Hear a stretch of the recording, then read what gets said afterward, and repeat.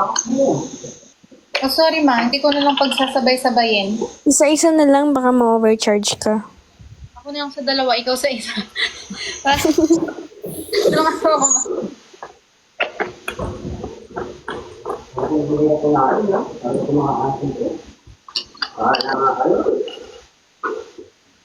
Nanood na po tayong Disney, Mi.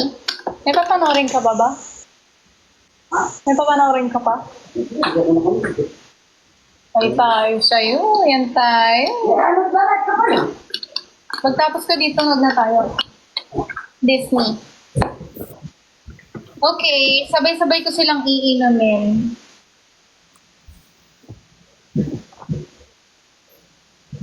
Ew.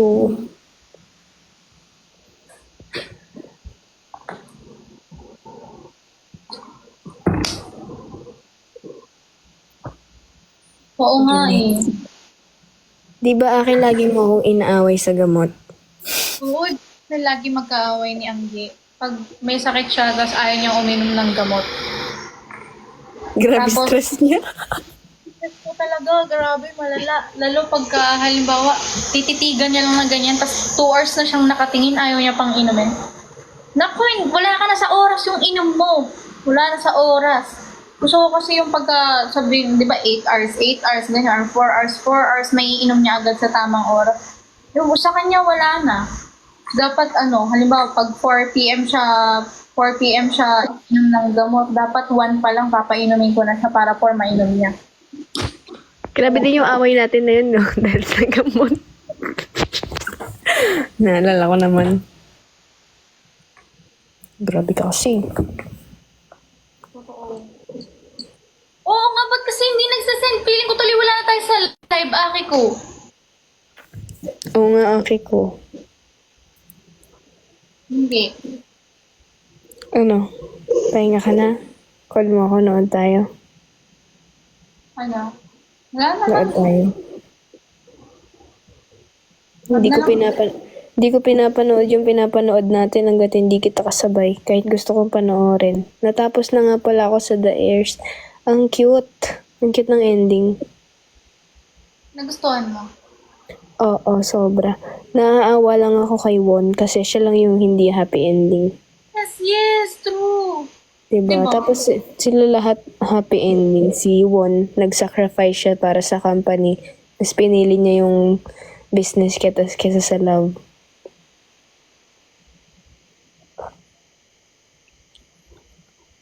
Diba? Kawawa si Won. Pero close na sila ni ano.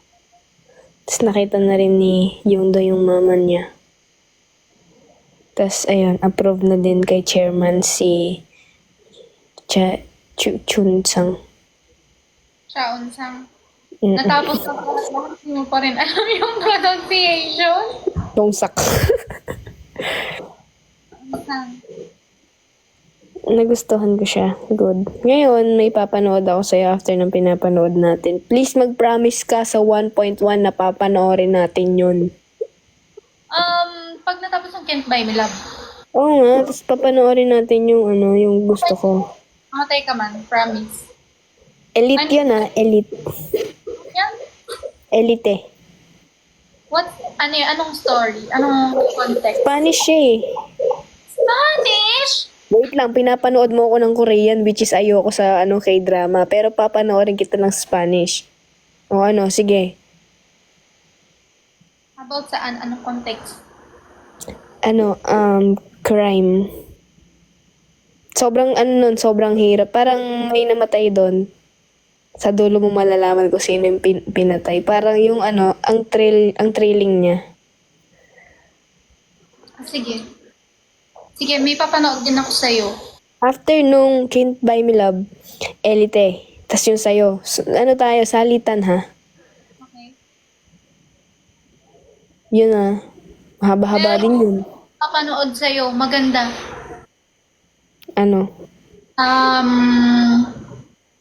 Kalimutan ko yung title, pero maganda siya. Idol siya na sobrang, yung mga pinapanood ko sa'yo, yun yung mga nakaka-relate ako. Idol siya. Tapos, nagkagusto siya sa, mga vlogger, ganun. Tapos, hindi pwede. Pero gusto nila yung isa't isa. Kaso, bawal talaga. Ganon. Sabi mo, nakaka-relate ka. Hindi, ha? Hindi ba? Sige. Hindi, ano siya, para siyang simpleng tao, ganyan. Tapos gusto niyang sumikat, maging idol, tapos ang daming hadlang, ganito. Tapos hanggang sa naging ano siya, basta, ganda. Na-in-love siya sa isang, no. May papanood, after nun, may papanood ako, which is hindi ko din napanood. Ano yan? The Handmaiden. Sige, meron pa akong ipapanood sa'yo. Ano? Yung City Hunter. Ay? Sige. Wag puro Korean, try natin ng iba. Thailand, ganun. No.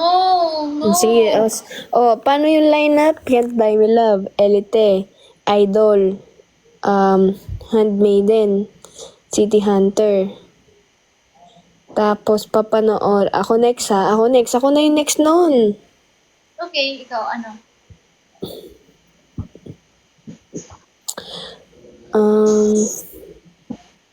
Basta, puro mga Spanish kasi yung mga bet ko. Ikaw, ako may papanood ako sa'yo. Mm.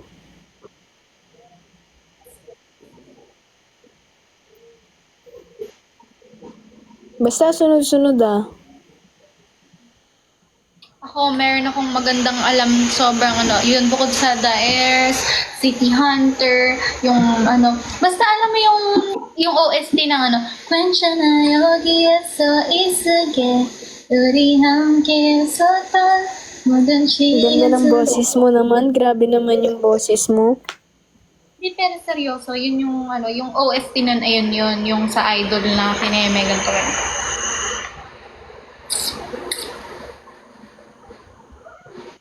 Meron pa, True Beauty. Ganda rin. Ganda-ganda din. Parang may pagka-The Heirs. Ganun. Pangit siya, pero Puro kay drama talaga. ano po ba? Ayos lang naman. Sige. Hindi, let me try other stuff. Kung puro kay drama ka, puro Spanish ako. Marriage, panoorin natin ngayon. Huwag na natin tapusin yung Can't Buy Me Love. Gusto mo? Yun, ang ganda nun, Aki. Abot siya sa agawan ng asawa. Ganda.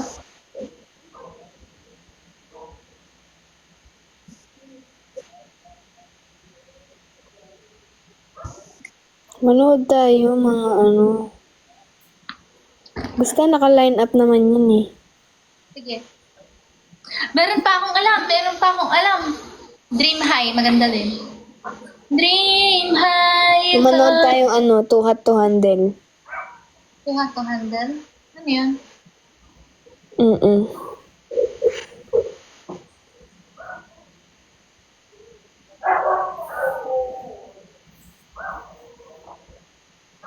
Panoorin din natin yung Crazy Little Things Called Love. Ay, alam ko yun. Maganda yun, Nice pick.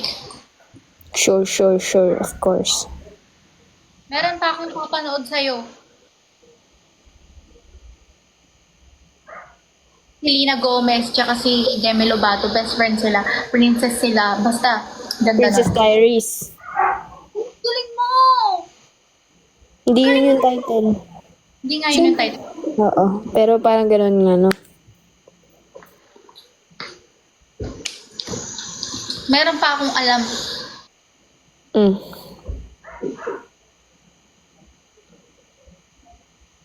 Karelasyon, manood tayo mga karelasyon. So, ko magpakailanman, MMK, gano'n. Sige. Lola Basyang. Alamat mo. Ang probinsyano gusto mo. Matagal yun.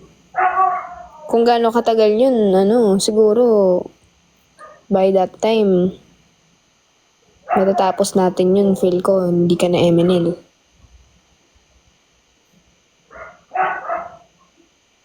Ako meron akong alam. Ang dami na, hindi mo na nililista.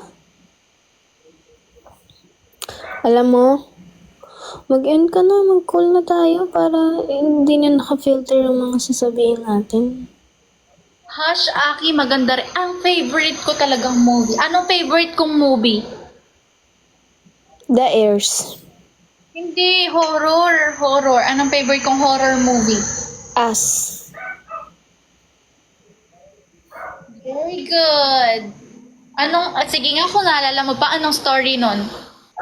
Ano sila, yung babae, pumunta sila sa carnival, tapos pumunta siya sa maraming mirror, and then nakita niya yung katulad niya, and then ayun, lumaki na yung babae, nagkaroon na siya ng asawa at 2 anak, tapos namasyal ulit sila sa lugar na yun, then naghahawakan sila ng kamay, tapos parang meron silang inaanong ritual, tapos ayun, nakasurvive naman yung family. Kaso nga lang ending, yung babae pala is kung sino yung bata dun sa salamin, siya pala yun. I love... Aww, thank you. Ibig sabihin, nanonood ka pala talaga. Akala ko hindi ka nanonood eh. Ano ka ba? So, na-appreciate mo yung mga movie na pinapanood ko? Oo, Maganda, hindi? maganda. Aww, very good. Yung Maleficent mo din maganda. Anong favorite part mo dun? Sa Maleficent 1 or Maleficent 2? Sa 2. Sa 2, ang favorite part ko doon is yung marami pero ang pinaka-favorite ko yung pumayag na si Maleficent na tapos akala ko patay na si Maleficent pero hindi pa pala, nabuhay siya tapos naging malaking ibon siya.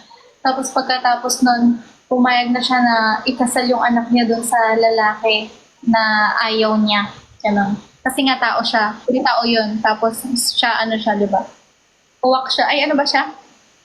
Fairy. She was a fairy. Ayun, fairy siya pala. Tapos di ba takot siya sa bakal? Wait lang, may nakalimutan ka. Di ba akala natin manamatay si Maleficent. Tapos niligtas siya ng mga ka-uri niya. Favorite eh. Ang favorite ko yung pumayag siya na ikasal na yung anak niya doon sa lalaki. Ah, yung pa-ending na. Yung siya pa yung nag-ayos ng damit ni Yes! Ganda! Kaso ano yung nakakalungkot doon? Yung namatay yung isang fairy. No, yung 3 sila. Yung green, blue, tsaka purple.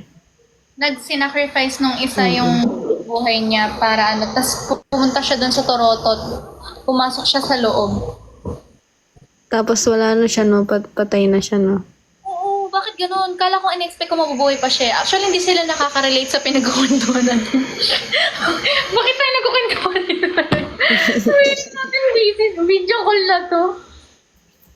Kala mo nagpay attention ako, syempre. Kasi alam ko masasaktan ka pag nagtanong ka, tas wala akong masagot. Mo sa The Heirs. Favorite part Favorite part ko sa The Heirs is yung ending, yung imagination ni Kim Tan na sabi niya, wish niya 10 years, lahat ng kakilala niya is masaya. Tapos may parang scene doon na imagination niya na si Chaeyoung tsaka si Bona is busy sila, mag-asawa. Tapos si Yusin tsaka si Rachel is parang nagkaroon ng something, and then masaya na yung papa niya, ganyan. Tapos nandun din si Won, pati si yung do pa, tapos yung mama ni Yun Sang, tsaka yung mama ni Kim is close na sila, ganyan. Tapos naglalakad sila sa snow, yun. Imagination lang yun eh. Oh, pero ang saya lang na ganun.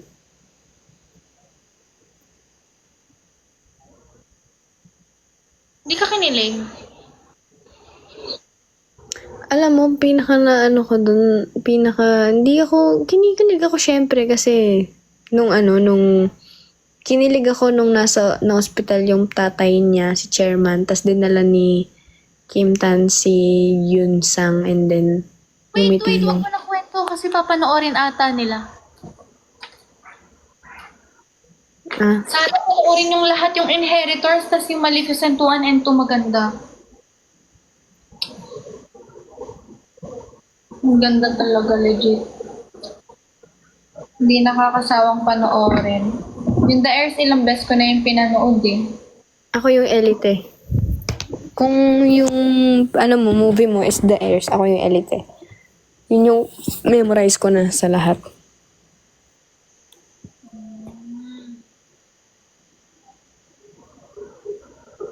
Sige, panoorin natin yan. Pag natapos yung Can't Buy Me Love na. Mapanoorin na natin.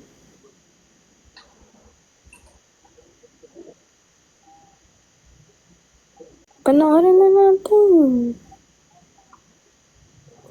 Wait lang, wala pa ako sa mood. Bakit? Uy! Ano ginagawa mo? Bakit mo kinikis yun? Bakit mo kinikis yung table? Grabe ka naman sa harap ko talaga. Ay, bala ka. Ay, mag-end na ako. Sa harapan ko talaga, halikan mo yung lamesa. Grabe. Grabe, grabe. Sige, mamaya na lang. Ano ba? Hahalikan mo yung lamesa sa harapan ko. Di mo man lang ba ako naisip kung anong mararamdaman ko? Isip, di ko nga tinuloy eh. Hindi, nakita ko dumikit. Nagro-rodeo ako, ganito chan ko. Napaka-line chan. Kakaroon ako.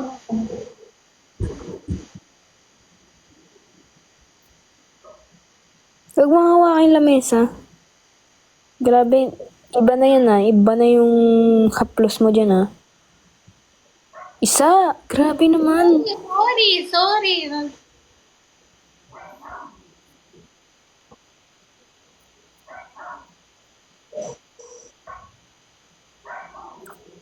Laki na baby natin as a friend.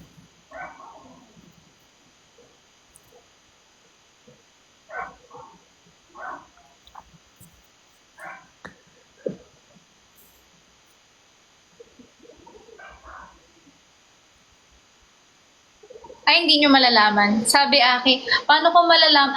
Paano ko malalaman pag nagsiselos na si Amanda? Si Angge nga, hindi niya nalalaman pag nagsiselos na ako. So, nagsiselos ka na?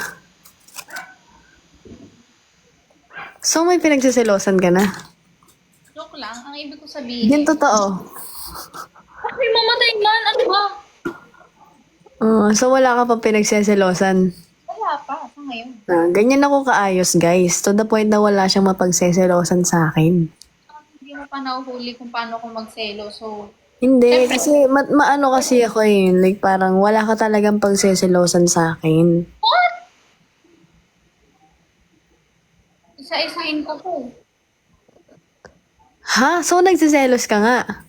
Yeah. Ano sinasabi mo? Sinasabi mo hindi ka nagsiselos tapos ngayon isa-isahin ko pa. So, may mga pinagseselosan ka na nga. Wala, ba't ako magselo? Tropa tayo. Hmm. Ba't ako magsaselos? Ba't ako magsaselos sa fidget mo? Fidget ko? Para hindi ka magselos, binigyan kitang fidget. Ang dami mo ng fidget na galing sa akin. Sige. So, nagsiselos na pala siya. In denial. Nahuhuli siya.